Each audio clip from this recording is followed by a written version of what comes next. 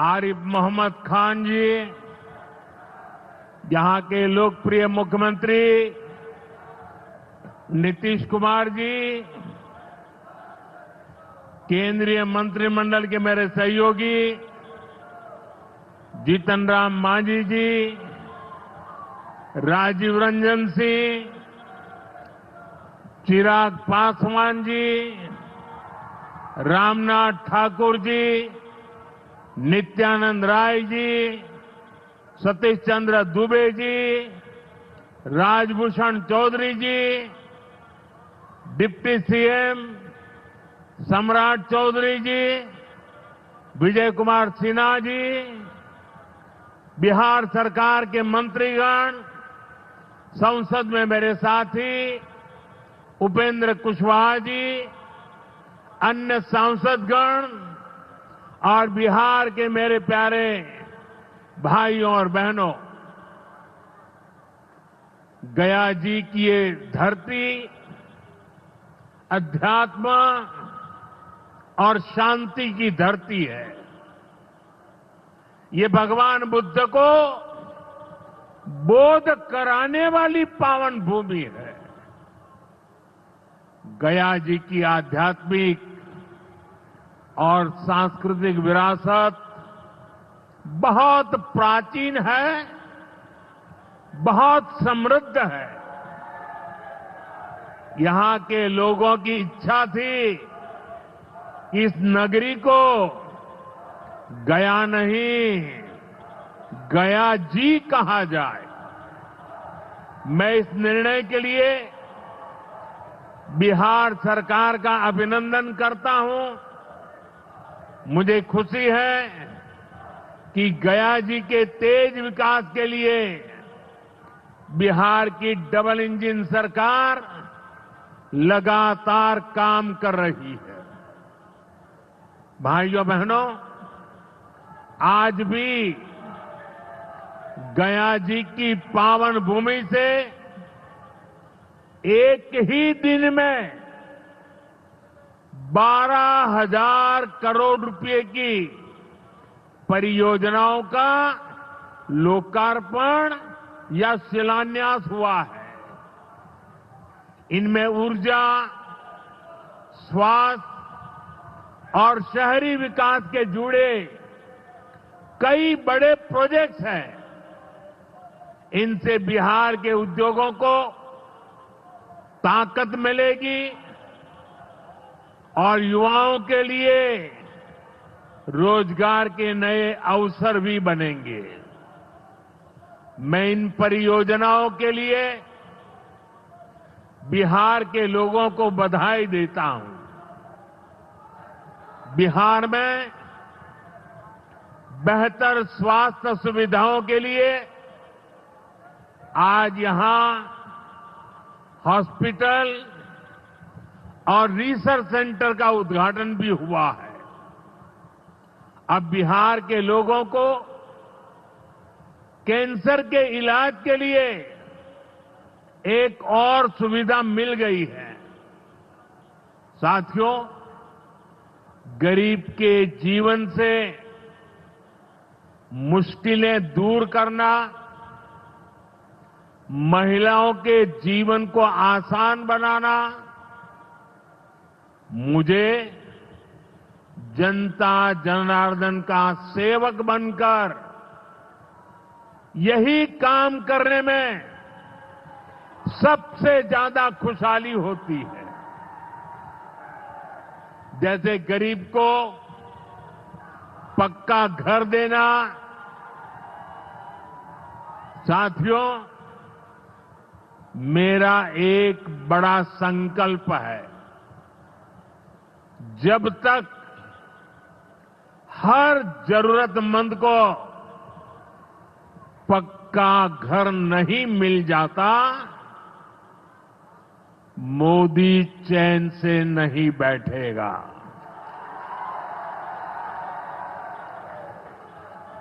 इसी सोच के साथ पिछले 11 साल में 4 करोड़ से अधिक गरीबों को पक्के घर बनाकर दे दिए गए। अकेले हमारे बिहार में 38 लाख से अधिक आवास बनाए गए। गया जिले में भी 2 लाख से अधिक परिवारों को अपना पक्का घर मिला है। और हमने सिर्फ घर यानी 4 दीवारें नहीं दी, बल्कि उन घरों के साथ गरीब को उसका स्वाभिमान दिया है। इन घरों में बिजली, पानी, शौचालय और गैस कनेक्शन की सुविधाएं दी हैं। यानी गरीब परिवारों की भी सुविधा, सुरक्षा और सम्मान से जीने की गारंटी मिली है। साथियों, आज इसी सिलसिले को आगे बढ़ाते हुए बिहार के मगध क्षेत्र के 16,000 से ज्यादा परिवारों को अपना पक्का घर दिया है। यानी इस बार इन परिवारों में दिवाली और छठ पूजा की रौनक और ज्यादा होगी। मैं अपना घर पाने वाले सभी लाभार्थी परिवारों को बहुत बहुत बधाई देता हूं। और जो लोग अब भी पीएम आवास योजना के लाभ से छूट गए हैं, मैं उन्हें विश्वास दिलाता हूं कि पीएम आवास का अभियान तब तक जारी रहेगा जब तक हर गरीब को अपना पक्का घर नहीं मिल जाता। साथियों, बिहार चंद्रगुप्त मौर्य और चाणक्य की धरती है। जब जब किसी दुश्मन ने भारत को चुनौती दी है, बिहार देश की ढाल बनकर खड़ा हुआ है। बिहार की धरती पर लिया हुआ और संकल्प, ये धरती की ताकत है। इस धरती पर लिया गया हर संकल्प कभी खाली नहीं जाता। और इसलिए तो भाइयों बहनों, जब कश्मीर के पहलगाम में आतंकी हमला हुआ था, हमारे निर्दोष नागरिकों को उनका धर्म पूछ करके मारा गया,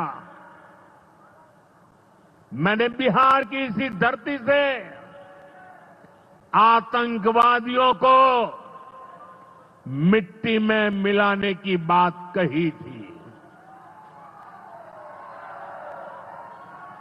आज दुनिया देख रही है, बिहार की धरती से लिया गया वो संकल्प पूरा हो चुका है। आपको याद होगा, उधर से पाकिस्तान हम पर ड्रोन हमले कर रहा था, मिसाइलें दाग रहा था, और इधर भारत पाकिस्तान की मिसाइलों को हवा में तिनके की तरह बिखेर रहा था। पाकिस्तान की एक भी मिसाइल हमें नुकसान नहीं पहुंचा पाई। साथियों, ऑपरेशन सिंदूर ने भारत की रक्षा नीति की नई लकीर खींच दी है। अब भारत में आतंकवादी भेजकर हमले करा के कोई बच नहीं सकेगा। आतंकवादी चाहे पाताल में क्यों न छिप जाए, भारत की मिसाइलें उन्हें दफन करके रहेगी। साथियों, बिहार का तेज विकास केंद्र की एनडीए सरकार की बहुत बड़ी प्राथमिकता है। इसलिए आज बिहार चौतरफा विकास के रास्ते पर आगे बढ़ रहा है। बीते वर्षों में पुरानी समस्याओं के समाधान तलाशे गए हैं और नई प्रगति के रास्ते भी बनाए गए हैं। आप याद करिए, लालटेन राज में यहां कैसी दुर्दशा थी। लालटेन राज में एक क्षेत्र लाल आतंक से जकड़ा हुआ था। माओवादियों की वजह से शाम के बाद कहीं आना जाना मुश्किल था। गया जी जैसे शहर लालटेन राज में अंधेरे में डूबे रहते थे। हजारों गांव ऐसे थे जहां बिजली के खंभे तक नहीं पहुंचे थे। लालटेन वालों ने पूरे बिहार के भविष्य को अंधेरे में धकेल दिया था। न शिक्षा थी, न रोजगार था। बिहार की कितनी पीढ़ियों को इन लोगों ने बिहार से पलायन के लिए मजबूर कर दिया था। साथियों, बिहार के लोगों को आरजेडी और उनके साथी सिर्फ अपना वोट बैंक मानते हैं। उन्हें गरीब के सुख दुख, गरीब के मान सम्मान से कोई मतलब नहीं है। आपको याद होगा, कांग्रेस के एक मुख्यमंत्री ने मंच से कह दिया था कि अपने राज्य में बिहार के लोगों को घुसने नहीं देंगे। बिहार के लोगों से कांग्रेस की इतनी नफरत, बिहार के लोगों के प्रति इतनी घृणा, और कोई भूल नहीं सकता। कांग्रेस का बिहार के लोगों के प्रति व्यवहार, जो दुर्व्यवहार देखने के बाद भी यहां आरजेडी वाले गहरी नींद में सोए पड़े थे।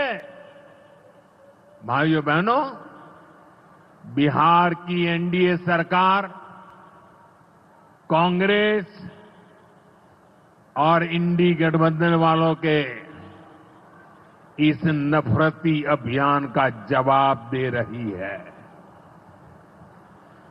बिहार के बेटे बेटी को यहीं पर रोजगार मिले, सम्मान की जिंदगी मिले, मां बाप की वो देखभाल कर सके, इसी सोच के साथ हम काम कर रहे हैं। अब बिहार में बड़े बड़े प्रोजेक्ट बन रहे हैं। गया जी जिले के डोभी में बिहार का सबसे बड़ा इंडस्ट्रियल एरिया तैयार हो रहा है। गया जी में एक टेक्नोलॉजी सेंटर की स्थापना भी की जा रही है। आज ही यहां बक्सर थर्मल प्लांट का, पावर प्लांट का शुभारंभ भी हुआ है। कुछ ही महीने पहले मैंने औरंगाबाद में भी Nabinagar super thermal power project की आधारशिला रखी थी। भागलपुर के पीरपैंती में भी नया थर्मल पावर प्लांट बनेगा। इस पावर प्लांट से बिहार में बिजली की आपूर्ति बढ़ेगी। और आप सब जानते हैं, जब बिजली उत्पादन बढ़ता है तो क्या होता है? घरों में बिजली की सप्लाई बढ़ती है और उद्योगों को भी ज्यादा से ज्यादा बिजली मिलती है और इससे भी रोजगार के नए मौके बनते हैं। साथियों, बिहार के युवाओं को पक्की सरकारी नौकरी देने के लिए नीतीश जी ने बड़ा अभियान चलाया हुआ है। ये नीतीश जी हैं, तभी यहां शिक्षकों की भर्ती भी पूरी पारदर्शिता से हुई। साथियों, यहां के नौजवानों को ज्यादा से ज्यादा संख्या में बिहार में ही रोजगार मिले, उन्हें नौकरी के लिए पलायन न करना पड़े, इसमें केंद्र सरकार की एक नई योजना से भी बहुत बड़ी मदद मिलने वाली है। अभी पिछले सप्ताह इस 15 अगस्त से ही देश भर में प्रधानमंत्री विकसित भारत रोजगार योजना लागू हुई है।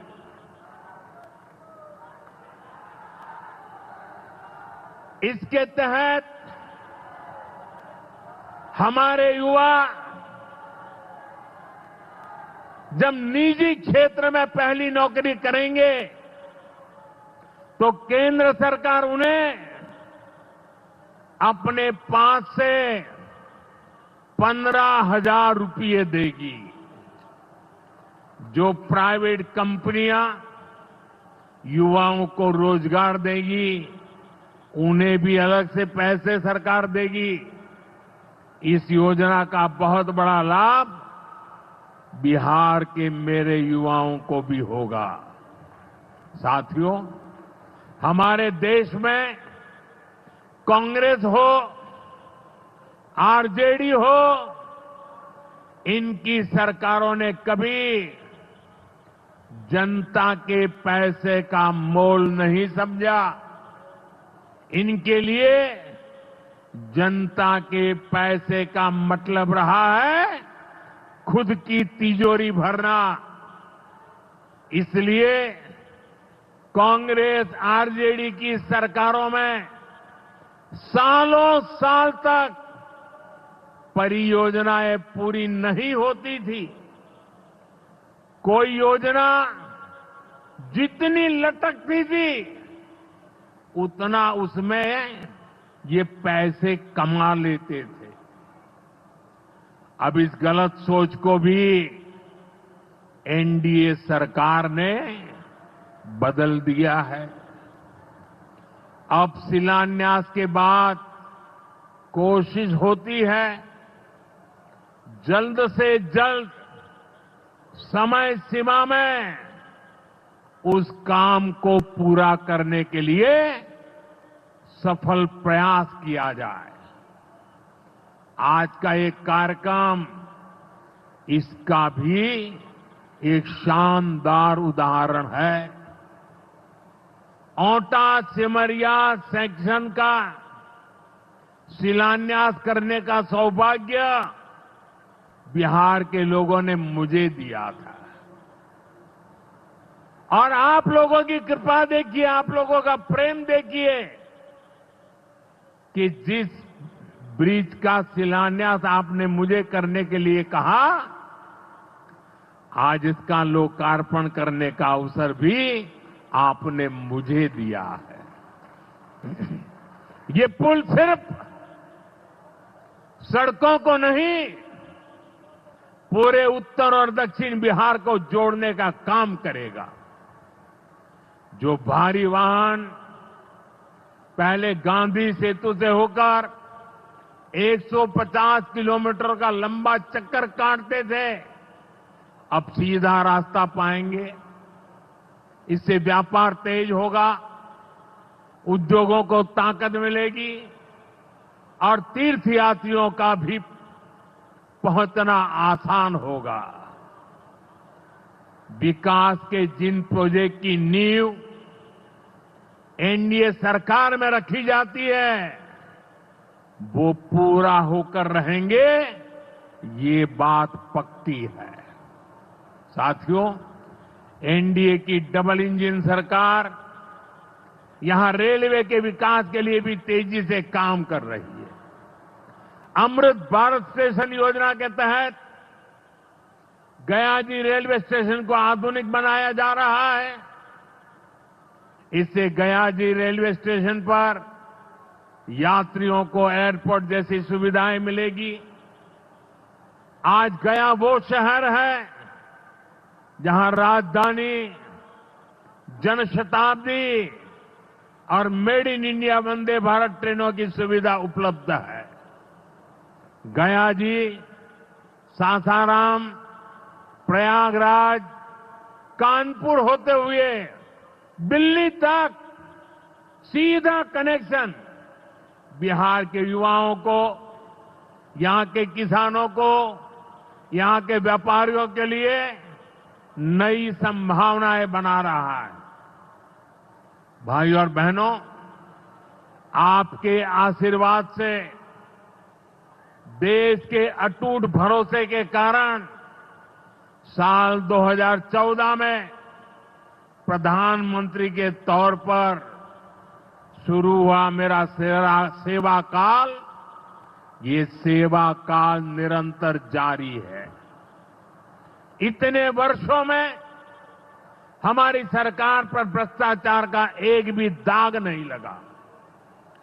जबकि आजादी के बाद कांग्रेस की सरकारें जो 60-65 साल तक सरकार में रही है, उनके भ्रष्टाचार की लंबी लिस्ट है। आरजेडी का भ्रष्टाचार तो बिहार का बच्चा बच्चा जानता है। मेरा साफ मानना है कि भ्रष्टाचार के विरुद्ध लड़ाई को अगर अंजाम तक पहुंचाना है तो कोई भी कार्रवाई के दायरे से बाहर नहीं होना चाहिए। आप सोचिए, आज कानून है कि अगर किसी छोटे सरकारी कर्मचारी को 50 घंटे तक हिरासत में रख दिया तो अपने आप वो सस्पेंड हो जाता है। ड्राइवर हो, छोटा क्लार्क हो, प्यून हो, उसकी जिंदगी हमेशा हमेशा के लिए तबाह हो जाती है। लेकिन अगर कोई मुख्यमंत्री है, कोई मंत्री है, कोई प्रधानमंत्री है, तो वो जेल में रह करके भी सत्ता का सुख पा सकता है। ये कैसे हो सकता है? हमने कुछ समय पहले ही देखा है कि कैसे जेल से ही फाइलों पर साइन किए जा रहे थे, जेल से ही सरकारी आदेश निकाले जा रहे थे। नेताओं का अगर यही रवैया रहेगा तो ऐसे भ्रष्टाचार के विरुद्ध लड़ाई कैसे लड़ी जा सकती है? साथियों, संविधान हर जनप्रतिनिधि से ईमानदारी और पारदर्शिता की उम्मीद करता है। हम संविधान की मर्यादा को तार तार होते नहीं देख सकते। इसलिए एनडीए सरकार भ्रष्टाचार के खिलाफ एक ऐसा कानून लाई है जिसके दायरे में देश का प्रधानमंत्री भी है। इस कानून में मुख्यमंत्री और मंत्रियों को भी शामिल किया गया है।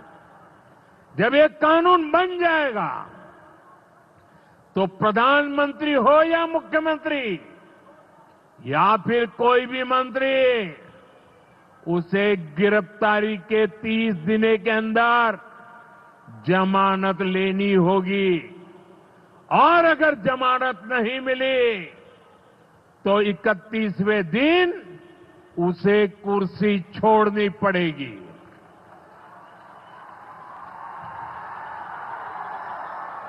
आप कहिए भाइयों, जो जेल जाए उसने कुर्सी छोड़नी चाहिए कि नहीं छोड़नी चाहिए?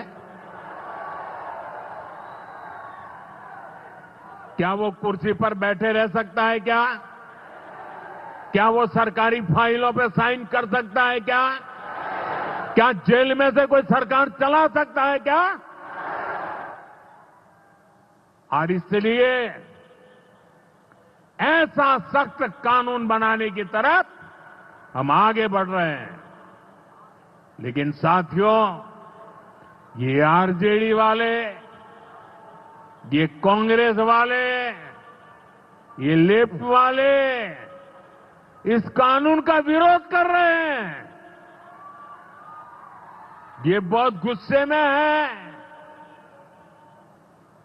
और कौन नहीं जानता उनको किस बात का डर है। जिसने पाप किया होता है वो अपने पाप को दूसरों से छुपाता है, लेकिन खुद को भीतर से जानता है कि क्या खेल खेला है। इन सब का भी यही हिसाब है। ये आरजेडी और कांग्रेस वाले कोई बेल पर बाहर है, कोई रेल के खेल में अदालत के चक्कर लगा रहा है, और जो जमानत पे बाहर घूम रहे हैं भी आज इस कानून का विरोध कर रहे हैं। इन्हें लगता है कि अगर जेल चले गए तो इनके सारे सपने चकनाचूर हो जाएंगे, और इसलिए सुबह शाम ये लोग मोदी को भांति भांति की गाली दे रहे हैं और इतने बौखलाए हुए हैं कि इस जनहित के कानून का विरोध कर रहे हैं। हमारे राजेंद्र बाबू, बाबा साहब आंबेडकर ने कभी सोचा भी नहीं था, कभी कल्पना भी नहीं की होगी कि सत्ता के भूखे लोग भ्रष्टाचार करेंगे और जेल जाने पर भी कुर्सी से चिपके रहेंगे। लेकिन अब भ्रष्टाचारी जेल भी जाएगा और उसकी कुर्सी भी जाएगी। भारत को भ्रष्टाचार से मुक्त होने का संकल्प देश के कोटि कोटि लोगों का है। ये संकल्प सिद्ध होकर रहेगा। साथियों, मैंने लाल किले से एक और खतरे की बात की है, और ये खतरा बिहार पर भी है। देश में घुसपैठियों की बढ़ती संख्या चिंता का विषय है। बिहार के सीमावर्ती जिलों में तेजी से डेमोग्राफी बदल रही है। इसलिए एनडीए सरकार ने तय किया है कि देश का भविष्य घुसपैठियों को नहीं तय करने देंगे। घुसपैठियों को